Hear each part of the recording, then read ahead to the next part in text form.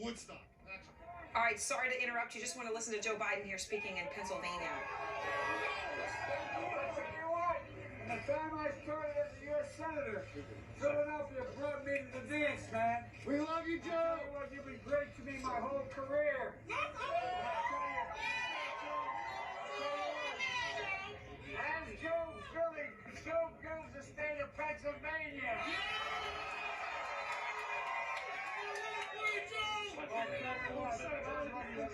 The turnout's been incredible. The job you're doing is incredible. I really mean it. I really mean it. I can't thank you enough. I want to introduce you to two ladies with me. Come here. I want to introduce you to my granddaughter.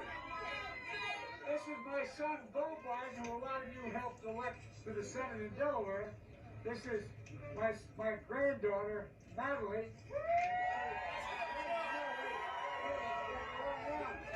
This is Natalie. This is Bo's daughter, and we're out campaigning together. And then Hunter's number 2, who goes to school here in Philly. This is my granddaughter, Finnegan Biden. Thank you. We got another fan grad here. That's right. Anyway, so folks, I can't thank you enough. Look, the country is ready. We realize that predicting that we're going to have more people vote this year than any time in American history. They expect over 150 million people to vote. And guess what? People between the ages of 18 and 13 or 18 and 30 are turning out in big numbers.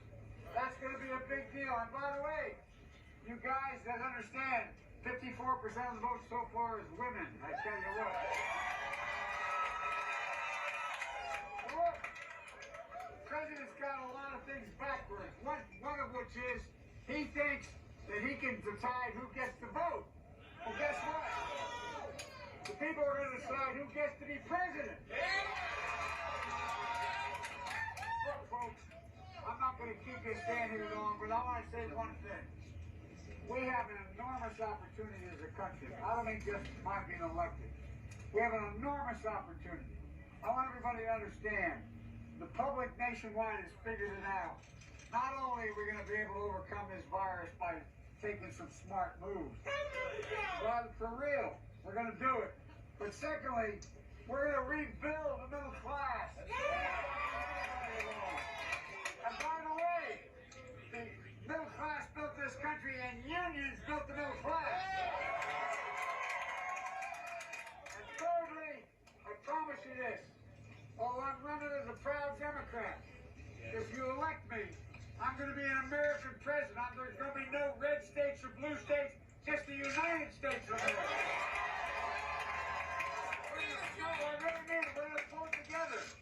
We're in better position than any nation in the whole world during the 21st century. Our workers are 3 times productive as the rest of the world. We have more great research universities in America where everything comes out of than all the rest of the world combined. We just have to remember who we are, damn it. This is the United States of America. Everybody knows who Donald Trump is. You know who we are. We choose hope over fear. We choose truth over lies. We choose science over fiction. We can take this. I promise you. I'm going to take responsibility. When I make a mistake, I'll admit it.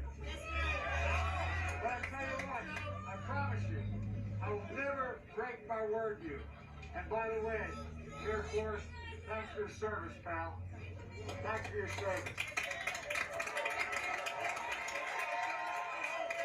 You're trying to tell me to stop?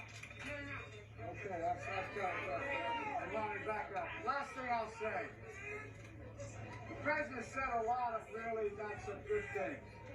But the one that bothers me the most, as I'm seeing an Air Force guy here, is when he said that vets are suckers and losers. Well, let me tell you something. No president's ever said anything like that before. No, I'm not joking. And by the way, My son Beau Biden was the Attorney General. He gave up that seat to go fight in Iraq. He won the Bronze Star, the Conspicuous Service Medal.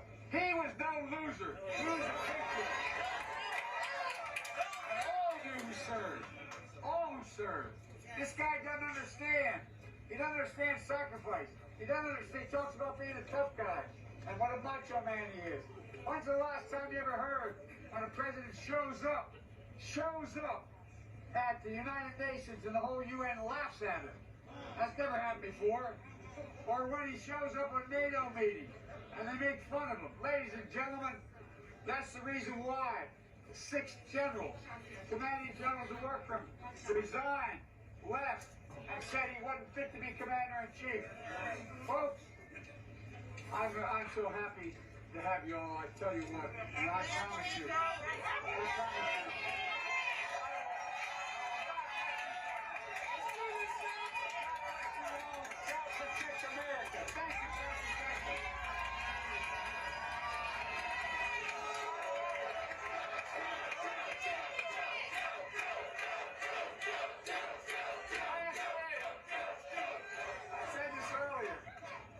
It's expected. There's already over 110 million people who voted in the United States.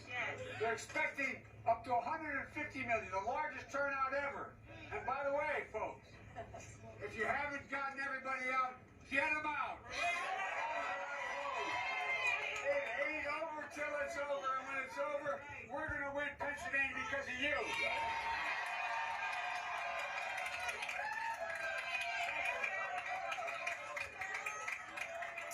Former Vice President Biden there talking to supporters, rallying supporters in these final hours. First polls closing in just a few hours. And as I said, he is there in Philadelphia, maybe a couple more stops. Let's just listen here. So I'm leaving here to go to Delaware. I'm going back home, and I'm going over the East Side race to work, and because that's where I started. And I tell you what, people are turning out at home. So as much as I love Pennsylvania, and I'm a Pennsylvania guy, I am a Delaware, and I want to go home. So thank you, thank you, thank you. There he is leaving, referencing the other side of the river. For those familiar with the geography of the area, obviously everyone there knows. Okay, so as you see, the former vice president there in Philadelphia, getting ready to head back to Delaware, where he's going to watch the election results. President Trump will watch from the White House, has already met with his campaign staffers in Virginia. And now we are moving into the wait. And one of the states that we will be waiting for, a crucial state, no state more important than Arizona. Trump won Arizona in 2016. Biden has a slight lead, though, in our poll of polls. Now, Arizona, crucial, hasn't voted Democratic presidentially since 1996. And the Secretary of State for Arizona, Democrat Katie Hobbs, joins me now. Secretary of State, I appreciate your